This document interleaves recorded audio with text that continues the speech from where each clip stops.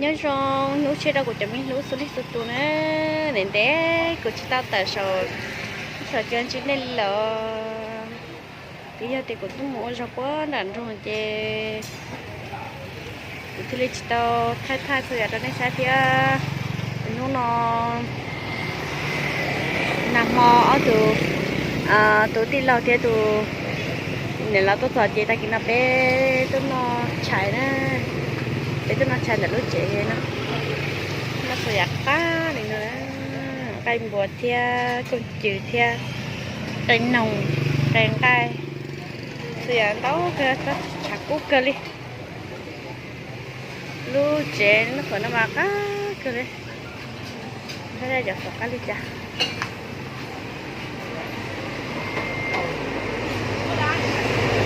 có bún tôm bò nhưng mà nó ở nhà có xíu xíu thế mà giờ nó lên thì nó cũng đi bà cũng nói cho nó nè người dia tao muốn to nó thì chỉ mắc to xịt ha chỉ làm mắc to đấy có bài bà nè tại sao bún nó rất to à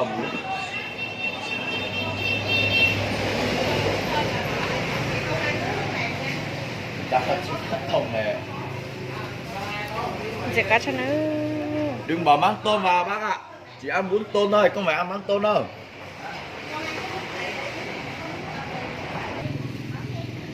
rau táo đi nè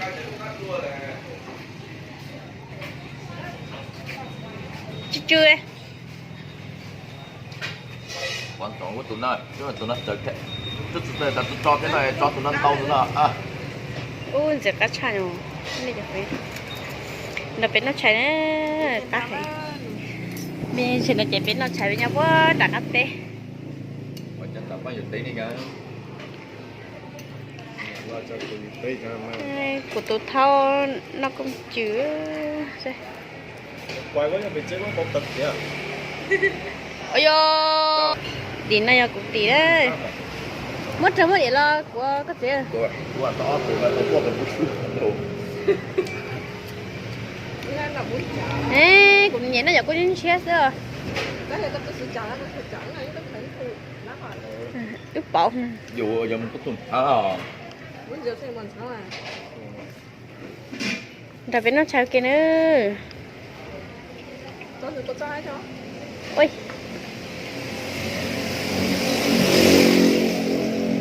dễ cá kìa cho sao cho nên bắt chơi cho bắt chơi nó mà cá kìa nhẹ nhưng mà bắt chơi quá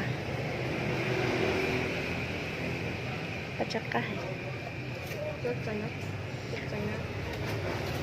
muốn được địa là của cái gì muốn được địa là của chanh nó tươi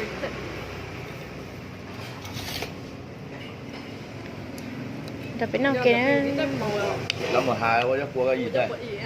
cũng nó chạy gì à bên nó chạy ta chạy bên nó rầu nó bên nó rầu nó chỉ thả sẽ bây giờ muốn thiệt cho nhớ cho họ tư nữa sure tôi lo này là người tốt cho chị chỉ muốn cho nhớ chị bé chỉ thả sẽ giờ muốn cho họ tư chả cú cơ ta chỉ nói nếu có xem một số ta chỉ tới chờ cắt thế nào mà cú sắp tới nữa cú cái gì cả nát cho lũ đi trên đó sắp lần sắp cứ sắp tới nữa cái chờ cắt thế mà kia nè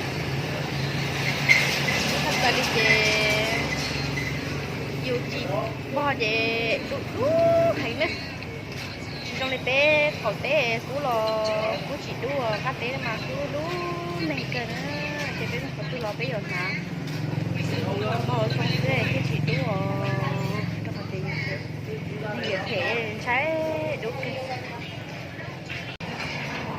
nó chè cái gì là người tốt còn á người tốt phải bây giờ muốn chị có gì cầm xa ta sẽ nói chữ lông về phù nhỏ nữa sạch cú chứ bây giờ bộ sò sáng ó thì cái sẽ không sầu đâu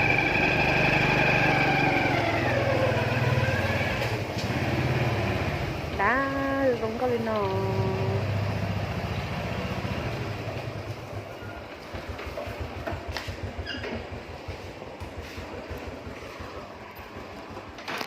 đây sẽ khi trong cái gì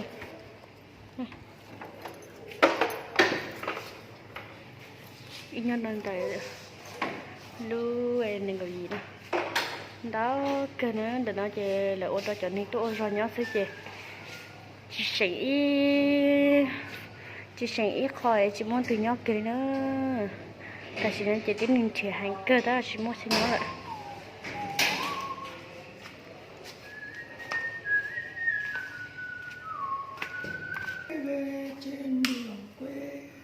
sợ phải chơi nhau nữa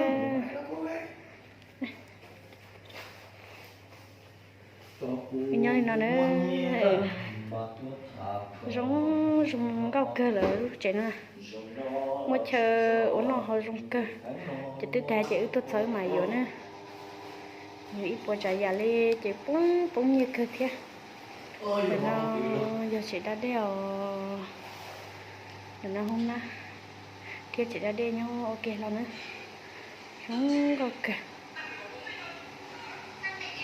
Cá này gọi là cá gì? chả cá tôm to ta là nó chế tôi bỏ chọn chế nó chế của tôi mấy gì chế này nhịn nhẹ chế này dũa đó nữa xài dũa ít tôi Có 2 con và 1 cái nó không đó. nữa xài dũa ít tôi chứ mừng tôi Có 2 con. à cái gì có dũa chế cho lúc tay cơ mà Ôi giời. không có xa nữa Cái này quanh đây nó có chỗ nào người ta bán anh treo hết tay rồi cho nó kính không? cho trong tôi cho bỏ trứng không có chấp vào đi Nó là bự lắm.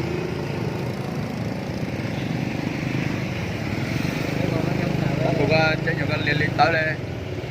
cho nó Để con này là con không có chấp lại nữa nếu mua ở bé xí nè mua bé xí không có chấp lại đi mà mua cầu tù tê rồi nè mua chấp lại đi Giữa nhảy lá rồi con nhảy luôn vô bự lắm. à ê cho nó cho tết tụi mình ta tết lắm nhiều nè Khổ ấy cái nhiều cá khổ. Trời ơi tôi đi tìa Con nào không đẹp. Vô cho nhiều lá. ê cho nó đi chạy tùa Cho nó cái này to quá. Để vào cái này chắc là hơi hẹp. cho nó ai chơi để cắt tôi mà Vừa làm một lóng này. Có phải thay nước bao lâu thì thay nước một lần. Cho ăn vài ngày thấy nước hay đục thay nó. Cái con này bỏ vô keo này đâu sống rồi. Cái này có cho nó ăn gì đấy. Gói này bao nhiêu? 30. Để tùy đó. Lấy con này đi. Nhớ mà lấy 10 chục.